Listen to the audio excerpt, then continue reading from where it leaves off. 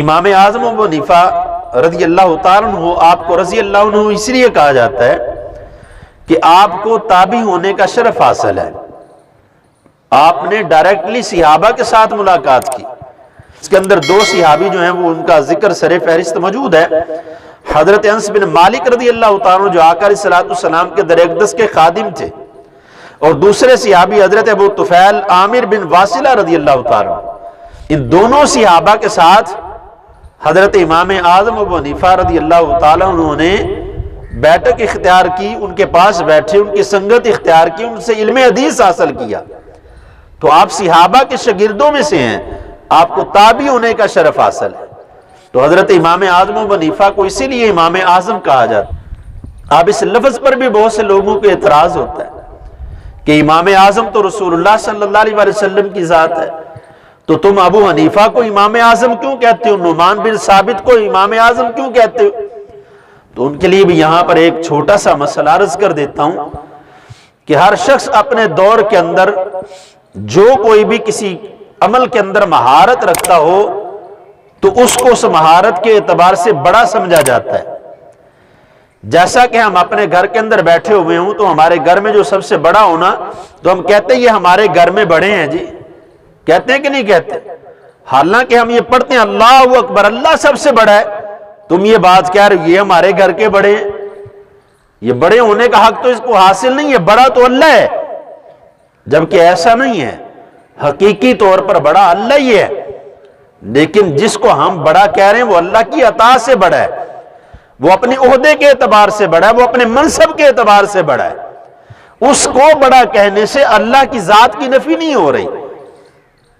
تو اسی طرح سے اگر غوث اعظم کا لفظ بولا جاتا ہے تو لوگ کہتے ہیں نہیں جی سب سے بڑا مددگار تو اللہ ہے، تم غوث اعظم کو بڑا غوث کہتے ہو۔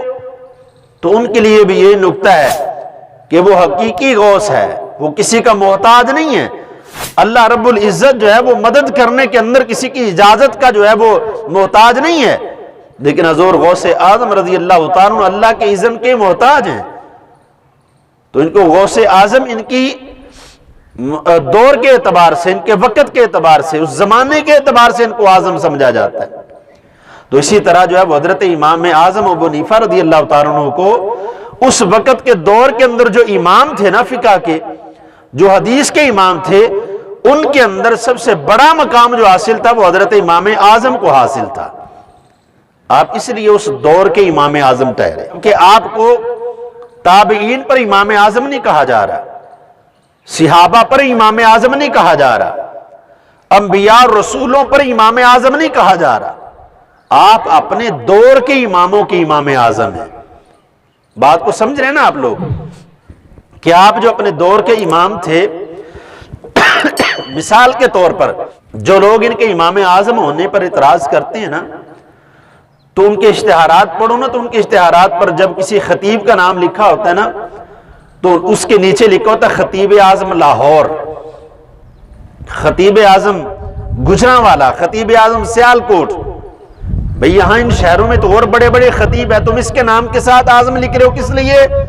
کہ میری نظر میں اس کی علمی حیثیت یہ ہے کہ بقیہ خطیبوں سے بڑا خطیب یہ ہے، اس وجہ سے اس کو خطیب اعظم لکھا جا رہا ہے۔ حضرات محترم، اس لیے ان مسائل کے اندر الجھ کر ہم اپنے لیے گمراہی کا رستہ اختیار کرتے ہیں، جبکہ ایسا نہیں ہونا چاہیے۔ ان چیزوں کے اندر الجھنے کی بجائے ہمیں حقیقت کی طرف پلٹنا چاہیے کہ اگر امام اعظم کو امام اعظم کہا جا رہا ہے تو اس بنیاد پر کہا جا رہا ہے کہ آپ اس وقت کے اماموں کے امام ہیں، آپ اس دور کے جو امام ہیں ان میں سب سے بڑے ہیں، فقہی اعتبار سے، احادیث کو روایت کرنے کے اعتبار سے آپ اس دور کے جو امام گزرے ہیں ان میں سب سے بڑے امام سمجھے جاتے تھے۔